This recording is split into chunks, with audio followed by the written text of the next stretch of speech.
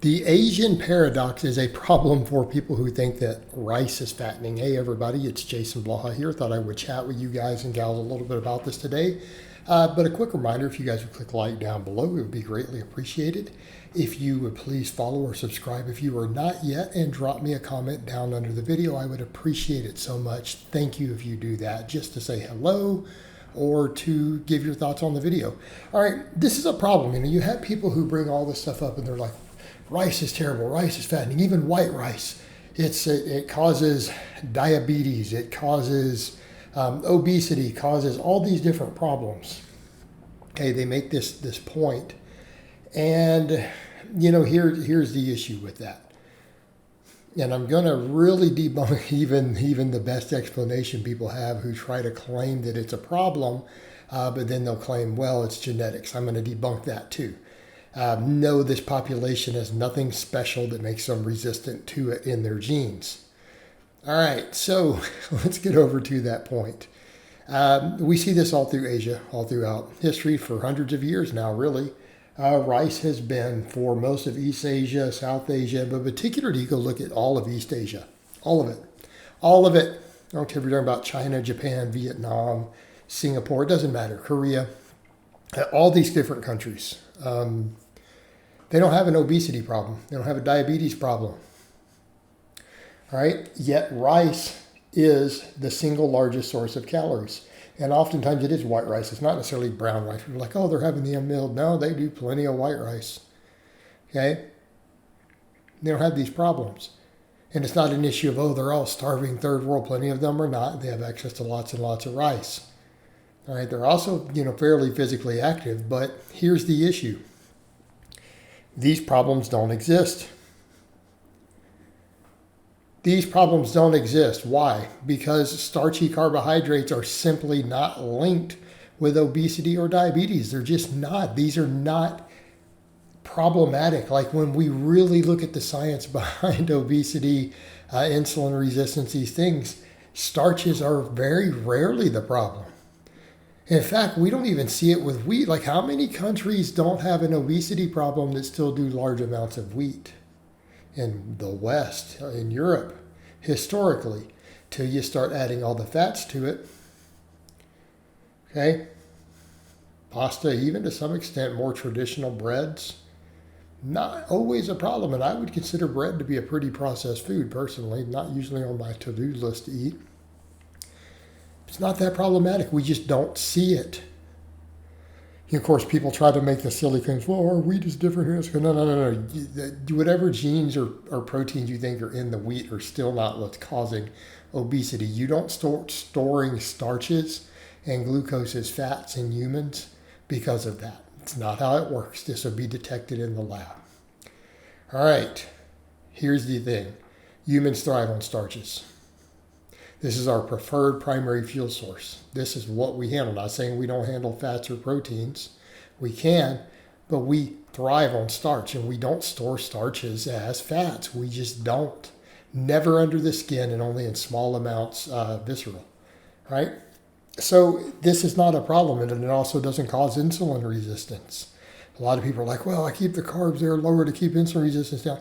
But these carbohydrates are not the cause, meaning glucose-based carbohydrates are not linked to insulin resistance in humans. It's the more refined fructoses that are, specific types of sugar are. Hey, it's the fructose load in the liver. Saturated fat is largely linked to it. In some cases, certain sources of monounsaturated could be. But you start talking insulin resistance outside of obesity-induced insulin resistance, we're talking about saturated fat, talking about refined sugars. This is what does it. And when I say the saturated fat, I'm not talking about you eating a sirloin steak. We're talking about the really fatty stuff. I'm talking about stuff that still wouldn't really exist without feeding it a certain way and then processing it a certain way. Things like butter, bacon, sausage. Like this is what we're talking about. We're not talking about a relatively lean cut of red meat. We're not talking about 90-10 ground beef. We're not talking about sirloin steak or flank steak. That is not what we are talking about. Talking about fattier cuts maybe, but then these other things, or where you're just separating the fat out into butter, lard, beef tallow. These are problems. Now, seed oils are a huge factor for obesity too, and I don't think we can discount that.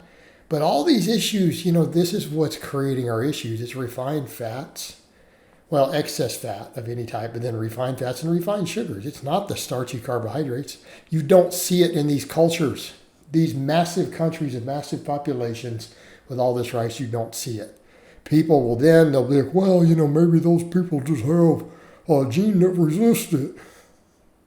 Then explain bodybuilders. Okay? How many groups of pro bodybuilders, some of the greatest bodybuilders all on earth, all through the US, all through Europe, get absolutely shredded on chicken, rice, and vegetables?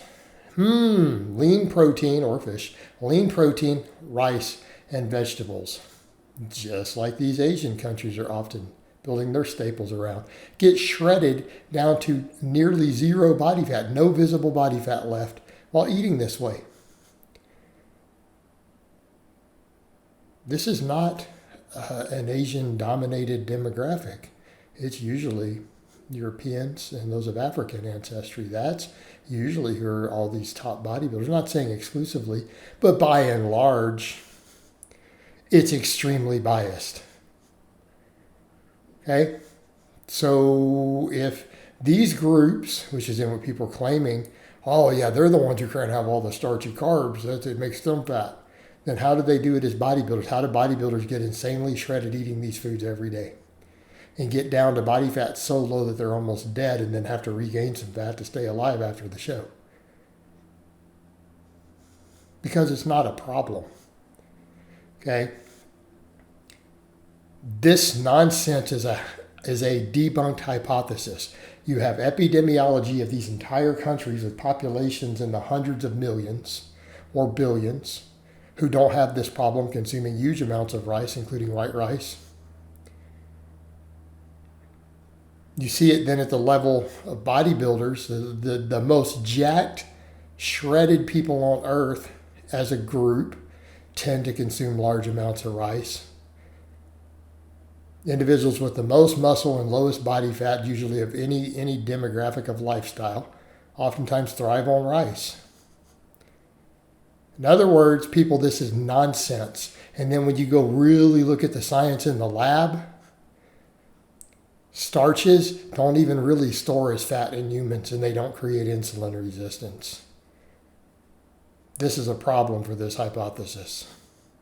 All right, guys, but that's really all I have to say on that today. I hope it's been informative, and I'll talk to you guys and gals next time.